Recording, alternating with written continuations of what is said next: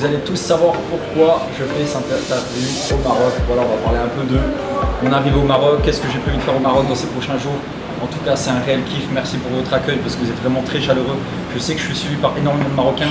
Je vous fais plein de bisous et grosse force à vous les amis. Bisous. Alors bonjour Dylan, bonjour à tous. Donc, moi j'ai envie de dire salam alaikum.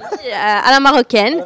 Donc première question, comment se passe votre séjour ici au Maroc? Au Maroc, bah alors à chaque fois que je viens au Maroc, parce que c'est pas la première fois, ça se passe bien. Ça se passe. Je dois tenir le micro. Non, ok. Je me tiens à ma place. Non, ça se passe super bien. Je suis très bien accueilli. De toute façon, les Marocains, on les connaît, ils savent accueillir. Hein. Ça, on va pas leur retirer ça. Ils savent accueillir. La manière qu'ils m'accueillent à chaque fois que je suis dans un endroit, c'est incroyable. Même ici, juste au restaurant, ils accueillent super bien. Et tout se passe super bien en vrai. Oh, super. Donc, d'où vient votre amour pour le Maroc? Alors, ma famille est marocaine. En fait, voilà, ma mère elle a rencontré un Marocain et elle a eu 2 enfants avec.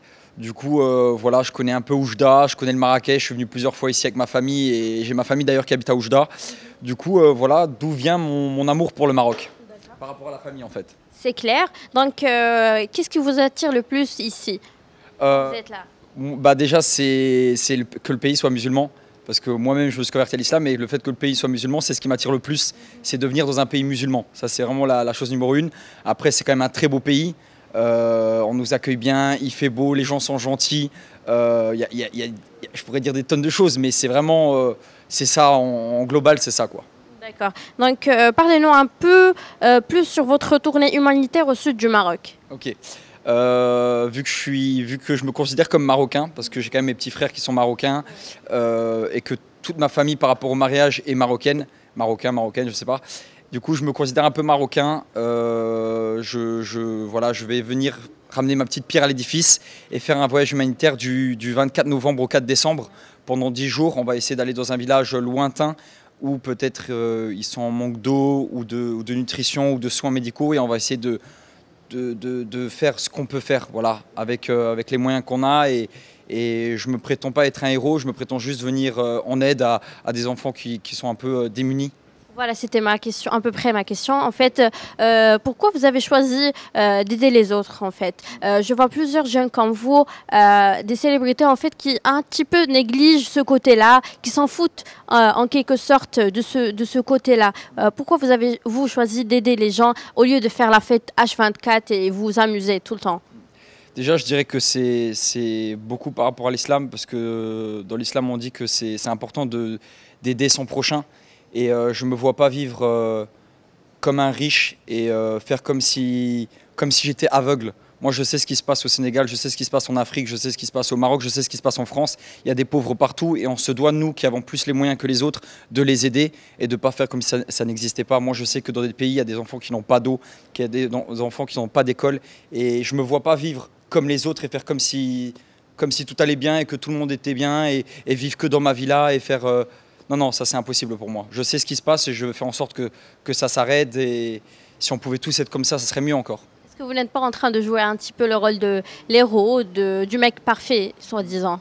Le mec parfait, non, parce que je suis loin d'être parfait. J'ai plein de défauts comme tout le monde. Il faut savoir que oui, je fais de l'humanitaire, mais je fais aussi la fête. Je m'amuse aussi avec mes amis. Mais si je dois choisir entre faire la fête ou aider mon prochain, je préfère aider mon prochain. Je suis beaucoup plus heureux dans un village qu'à Dubaï, dans une villa d'un ami. Je me sens beaucoup plus utile en faisant des voyages humanitaires qu'en train de faire la fête. Et non, je ne joue pas un rôle. De toute façon, quand quelqu'un joue un rôle, ça se voit directement. Moi, je fais les choses avec le cœur. Et avant tout, je fais les choses pour Dieu. Et ça, il n'y a que Dieu qui le sait. Bien sûr. Donc, ça vous apporte quoi, en fait, d'aider quelqu'un dans la rue ou d'aider quelqu'un qui n'a pas les moyens? Bah, c'est un bonheur parce que, en fait, moi, c'est juste que j'arrive pas à faire l'aveugle. Et aider quelqu'un, honnêtement, moi, ça m'apporte rien. C'est plus pour la personne que je le fais. Moi, honnêtement, ça m'apporte rien.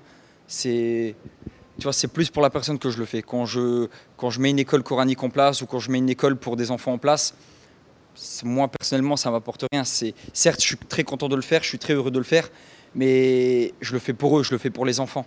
Tu vois, avant tout, en tant que musulman, je me dois de dire que je le fais pour Dieu. Mais si maintenant, pour les gens parce qu'il y a aussi des gens qui nous écoutent qui ne sont pas musulmans, je le fais pour les enfants. Je le fais pour qu'ils puissent aller à l'école, qu'ils puissent lire des livres, qu'ils puissent apprendre le Coran, qu'ils puissent apprendre à écrire, à lire. Et il y a des enfants qui sont blessés ils n'ont pas de quoi être soignés. Et enfin, il y a plein de trucs. Voilà, je le fais pour les enfants, tout ça. Oui, c'est clair. Donc, quel rôle a joué l'islam dans votre vie? Beaucoup. Je pense qu'aujourd'hui, si j'étais pas musulman, je serais un peu perdu. Je serais un peu perdu dans ce monde dans lequel je vis. L'argent, les femmes et tout ce qui va avec, je serais perdu. Je pense que je serais totalement perdu. J'aurais pas les pieds sur terre et je volerais comme beaucoup. Je me prendrais pour Jay-Z alors que je suis que Dylan, j'ai que fait de la télé. Certes, je suis connu un petit peu partout, mais je suis personne. Je sais que je suis personne, j'ai juste fait de la télé. Mais l'islam me permet de garder vraiment les pieds sur terre. Vraiment. Au sujet des femmes, donc plusieurs rumeurs sortent chaque jour en fait. Est-ce que Dylan aujourd'hui est en couple? Est-ce qu'il envisage un mariage? Donc est-ce qu'il se marie un jour? On l'espère en fait le plus tôt possible. Est-ce qu'il fêtera son mariage à la marocaine? Alors, aujourd'hui, je suis célibataire, mais je compte me marier religieusement. Je compte trouver la femme de ma vie aussi. Marocaine peut-être? Marocaine peut-être, ouais, parce que j'aime beaucoup les Marocaines. J'aime beaucoup les Marocaines. Je suis très brune, typée. Voilà, c'est vraiment mon style de femme. Et en plus, si elle a l'islam, encore mieux. Mais ouais, Marocaine peut-être, ouais, avec plaisir, ouais. Alors, on est arrivé à la fin de notre interview. Oui, c'était vite, rapidos. Donc, un petit message à tous tes fans, tes followers. Merci à tous de me soutenir déjà. C'est grâce à vous que je peux le faire parce que si j'avais pas de cette communauté-là, je pourrais pas aider autant. Je pourrais aider, mais pas autant. C'est eux qui m'ont fait. Si j'avais pas ce million d'abonnés, ben, je pourrais pas faire tout ce que je fais. Aujourd'hui, juste d'être au Maroc, c'est grâce à ma communauté. Voilà, je peux voyager grâce à eux, je peux faire plein de trucs grâce à eux. Du coup, je les remercie. Et sinon, si je dois parler à une autre partie de ma communauté, si vous avez la possibilité d'aider votre prochain, vous n'avez pas besoin de voyager, vous n'avez pas besoin d'aller au Maroc, au Sénégal ou autre. Vous pouvez le faire en bas de chez vous. En bas de chez vous, il y a des gens qui sont à la rue. En bas de chez vous, juste un sourire ou acheter un sandwich à une personne qui est à la rue, c'est très facile à le faire. On peut tous le faire, peu importe les moyens qu'on a. Tout le monde peut aider son prochain. Bien sûr, c'est clair. Merci beaucoup, Dylan, et bon courage pour la suite.